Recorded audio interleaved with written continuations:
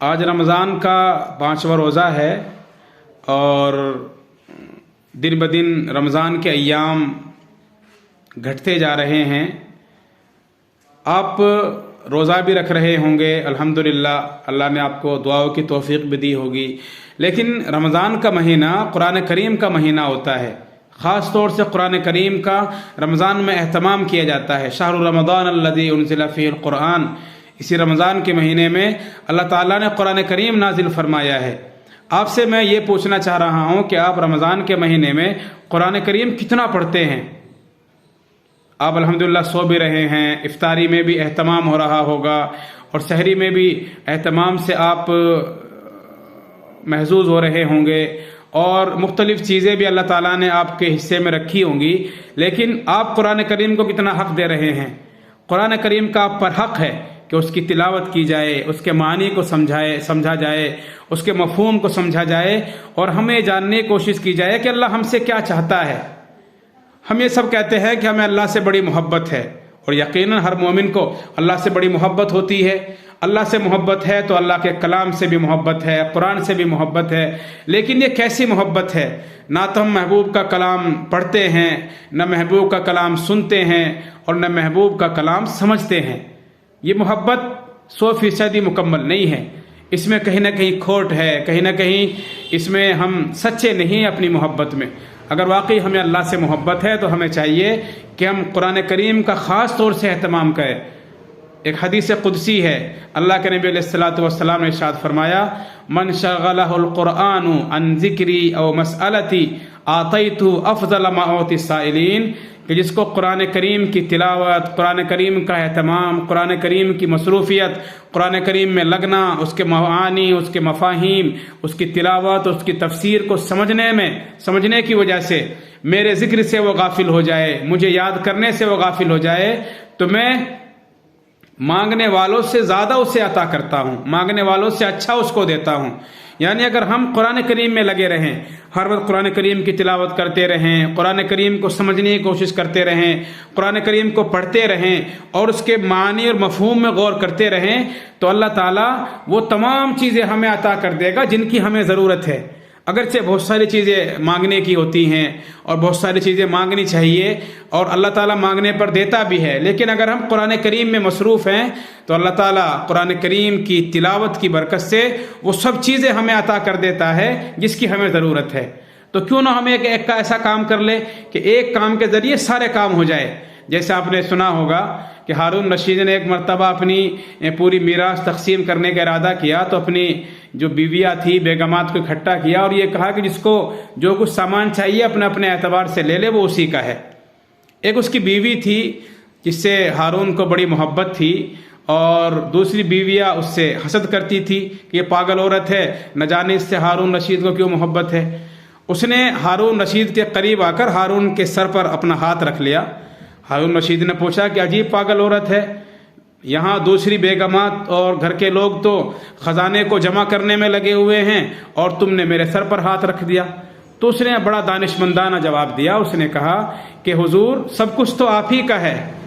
اور اگر آپ میرے ہیں تو سب کچھ میرا، مجھے کچھ نہیں چاہیے، مجھے تو آپ چاہیے۔ بالکل یہی چیز اس حدیث قدسی میں ہے کہ اگر ہم قرآن کریم کی تلاوت کا اہتمام کر لیں، قرآن کریم کو پڑھیں اور اس میں مصروف رہیں، اور اس کی مصروفیت ہمیں دوسری دعائیں مانگنے سے روک دے اور غافل کر دے، تو اللہ تعالیٰ ہماری ضرورت کی ساری چیزیں ہمیں عطا کر دے گا۔ اس لیے میرے دوستو، رمضان کے مہینے میں ہم خاص طور سے قرآن کریم کا اہتمام کریں۔ مولانا اشرف علی تھانوی رحمۃ اللہ علیہ نے لکھا ہے، ان کا ایک ملفوظ ہے کہ رمضان خاص طور سے قرآن کریم کا مہینہ ہے، تمام ذکر و اذکار کو کم کر دینا چاہیے، تمام چیزوں کو کم کر کے ہمیں قرآن کریم کا بہت زیادہ اہتمام کرنا چاہیے۔ اور اگر آپ شیخ زکریا صاحب کا معمول پڑھیں، فضائل اعمال میں ہمارے جو احباب اس کو پڑھتے ہیں، انہوں نے بارہ سنا ہوگا کہ ان کے یہاں تو قرآن کریم ایسے پڑھا جاتا تھا کہ ہر وقت قرآن کریم، نماز سے پہلے بھی، نماز کے بعد بھی، صبح میں بھی، شام میں بھی، اور سحر کے وقت بھی، تراویح میں بھی، ہر وقت قرآن ہی قرآن ہوتا تھا۔ ایک صاحب ان سے ملنے کے لیے پہنچے تو انہوں نے برجستہ یہ کہا کہ بھائی رمضان تو ہمارے یہاں بھی آتا ہے، لیکن ایسا رمضان نہیں ہم نے دیکھا جیسا ان کے یہاں آتا ہے۔ تو اس لیے ہمارے احباب جو رمضان میں تراویح کا اہتمام کر رہے ہیں اور روزوں کا اہتمام کر رہے ہیں، میں ان سے گزارش کروں گا کہ اپنے وقت کو فارغ کر کے قرآن کریم کی تلاوت کا خاص طور سے اہتمام کیجیے۔ آپ کے اگر اوراد اور وظائف اور تسبیحات موقوف بھی ہو جاتی ہے تو کوئی حرج نہیں ہے، لیکن قرآن کریم کی تلاوت موقوف نہیں ہونی چاہیے، بلکہ ہونا تو چاہیے کہ روزانہ ہم ایک قرآن کریم پڑھیں۔ نہیں پڑھ سکتے 10 پارے، 5 پارے، 20 پارے، ہم قرآن کریم روزانہ پڑھیں۔ جتنا آپ قرآن کریم پڑھیں گے اس کی نورانیت آپ کے اندر بھی آئے گی، آپ کے گھروں میں آئے گی، اور اس کی برکتیں آپ کے کاروبار میں بھی آئے گی۔ ہمارے بہت سارے بھائی کہتے ہیں کہ ہم ذہنی طور سے پریشان ہیں اور کاروباری اعتبار سے پریشان ہیں، ان کے لیے بہترین موقع ہے کہ قرآن کریم کی تلاوت کا اہتمام بڑھا دیجئے۔ ذہنی سکون بھی ملے گا، دلی اطمینان اور قلبی اطمینان بھی حاصل ہوگا، قلبی سکون بھی حاصل ہوگا، کاروبار کی بندشیں بھی ختم ہو جائیں گی، کاروبار میں ترقی بھی ہوگی، کاروبار میں خوشحالی بھی آئے گی، گھروں کے اندر سے بے برکتی بھی ختم ہوگی، گھروں کے اندر برکت بھی آئے گی، گھروں کے اندر خوشحالی بھی آئے گی، اور بچوں کے اندر دینداری آئے گی۔ بلکہ ہونا ہے تو چاہیے کہ سبھی گھر کے لوگ بیٹھیں، والدہ بھی تلاوت کریں، والد صاحب بھی تلاوت کریں، بیٹا بھی تلاوت کرے اور بیٹی بھی تلاوت کرے، اور پورے گھر میں تلاوت قرآن کی آواز گونج رہی ہو، اور وہ گھر بالکل فرشتوں کے لیے ایسا ہو کہ جیسا دیکھا ہوگا آپ نے پیلا ہیلمٹ ہوتا ہے یا گاڑی کے اوپر پیلا نشان لگا ہوتا ہے، پیلی پلیٹ لگی ہوتی ہے جس سے دور سے اس کو پہچانا جا سکتا ہے کہ یہ ٹیکسی ہے، یہ کرائے کی گاڑی ہے۔ اسی طرح ہمارا گھر بھی فرشتوں کے لیے بالکل نمایاں ہو جائے اور فرشتے قطار در قطار ہمارے گھروں پر اترنے لگے۔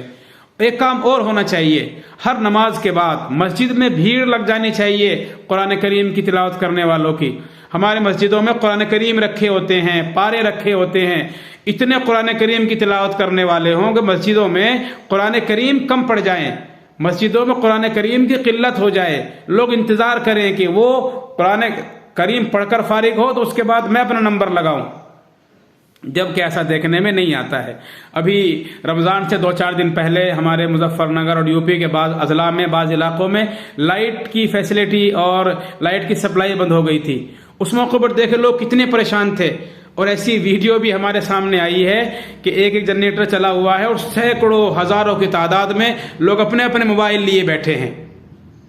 ایسا ہونا چاہیے کہ رمضان کا مہینہ ہے، جیسے آپ نے وہ ویڈیو دیکھی ہوگی کہ لوگ چارجر لگائے بیٹھے ہیں، اپنا اپنا موبائل لیے بیٹھے اور اپنے موبائل کے بھرنے کا انتظار کر رہے ہیں۔ ہر آدمی قرآن لیے بیٹھا ہو، قرآن دیکھ رہا ہو، قرآن پڑھ رہا ہو، کوئی قرآن سن رہا ہو، کوئی قرآن سمجھ رہا ہو، کوئی تفسیر میں مصروف ہو، کوئی اس کے معنی اور مفاہیم کو اخذ کر رہا ہو، کوئی قرآن کریم کو یاد کرنے کی کوشش کر رہا ہو، کوئی قرآن کریم کو سمجھنے کی کوشش کر رہا ہو، اور کوئی قرآن کریم کو سیکھنے کی کوشش کر رہا ہو۔ لیکن ایسا کچھ بھی نہیں ہوتا، باتیں تو بہت ہوتی ہیں، گفتگو تو بہت ہوتی ہیں، ایسا ہے ویسا ہونا چاہیے، حکومت ایسی ہو رہی ہے، حکومت ایسا کر رہی ہے، لیکن جو کام ہمیں کرنے چاہیے وہ کام ہم نہیں کرتے۔ اس لیے میرے عزیزو، رمضان کی قدر کیجئے اور رمضان کو قرآن کا مہینہ بنائیے۔ نبی علیہ الصلوۃ والسلام حضرت جبرائیل کے ساتھ رمضان کے مہینے میں قرآن کریم کا دور فرمایا کرتے تھے۔ آپ بھی قرآن کریم پڑھیے، قرآن کریم کا اہتمام کیجئے۔